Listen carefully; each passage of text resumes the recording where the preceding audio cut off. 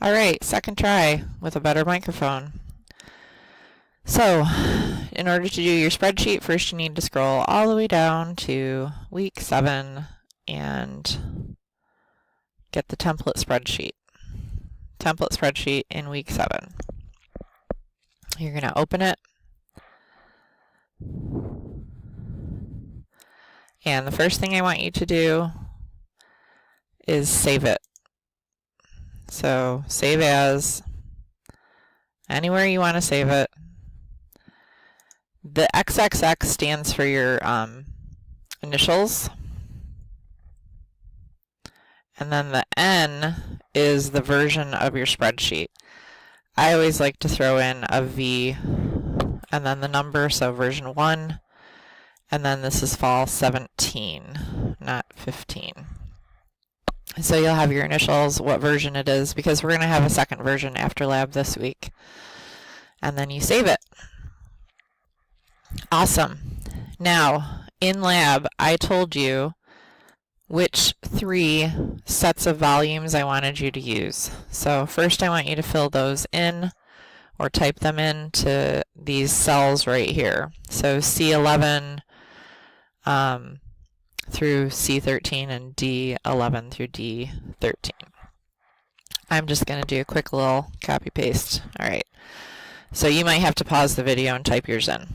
Then I also told you to write down the sodium hydroxide concentration that was on the box of sodium hydroxide in lab. I can't remember exactly what it was, but I think it was 0.09, either 86 or 68. So whatever it was, put that in to however many significant figures it was written on the box. And then that was the same for all of our trials.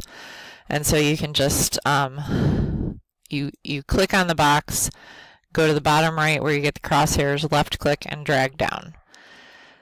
Now, why are there 8 trials? Because maybe you had a hard time. We're just going to focus on 3 trials and just ignore the rest of these.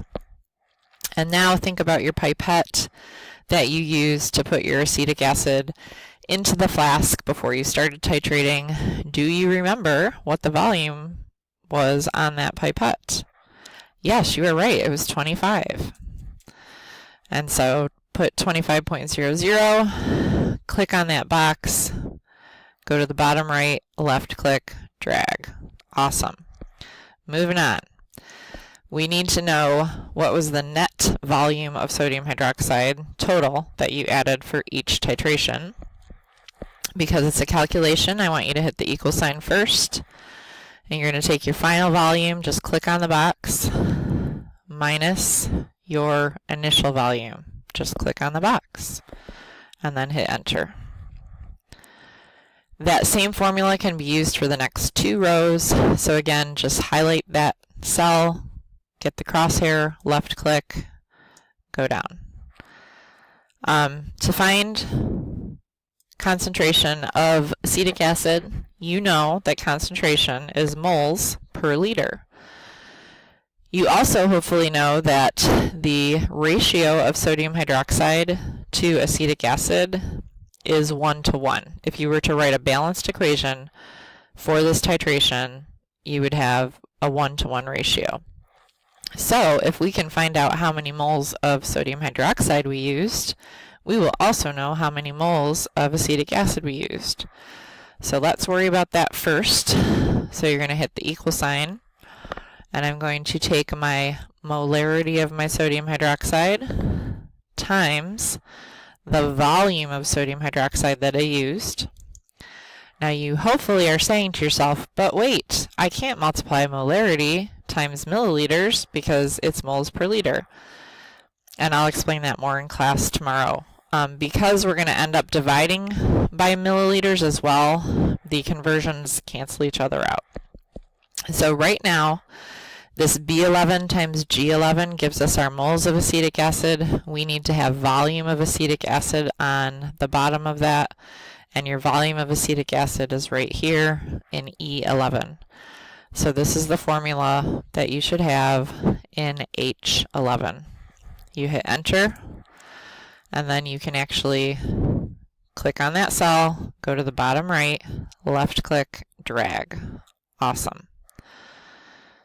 This is for in case we did more than 3 trials, but because we didn't, I'm just going to copy what is in this cell right over here. And the way you do that is just hit equals and select the cell and hit enter, and then you can click and drag that as well. And moving on, we have to do these boxes here. Average sodium hydroxide. Well, we only did 3 trials, or we're only putting down 3 trials, and our sodium hydroxide concentration was the same. So why do we have to find an average? Well, it might be that maybe you did these titrations on 2 different days, and maybe we had 2 different batches or 3 different batches of sodium hydroxide, and you would have to find the average at that point. So we're just going to do the calculation. You hit equals. To find the average, there's a very nice function in Excel called average. And so you literally just type the word average. Open up a parentheses, left click and select the numbers that you want the average of, let go, close your parentheses, and hit enter. The uncertainty is calculated for you already, so let's not worry about that. Relative uncertainty is always going to be the uncertainty divided by the average. And because this is parts per thousand, I'm going to multiply by 1,000. If it was a percent, we would have multiplied by 100, but it's parts per thousand, so we multiply by 1,000. Moving over here, same idea. We want to find the average, so I'm going to hit equals, type in the word average, open parentheses, select the numbers that I want the average of, close parentheses, hit enter.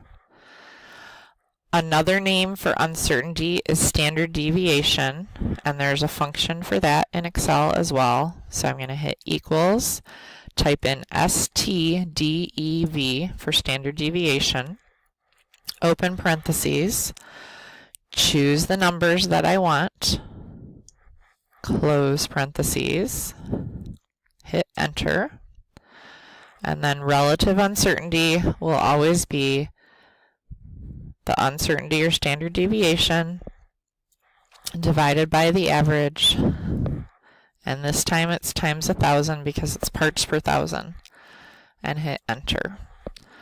Anything less than 5 is awesome. We're going to work on this in lab Thursday. So just make sure that you read ahead, that you kind of have an idea of what you're going to be doing in lab tomorrow. Make a flow chart in your notebook for this part of the lab. Feel free to come early and measure the mass of your green crystals and get them ready to heat, and also try to bring a laptop so that we can work on this before you leave tomorrow. Have a great Wednesday.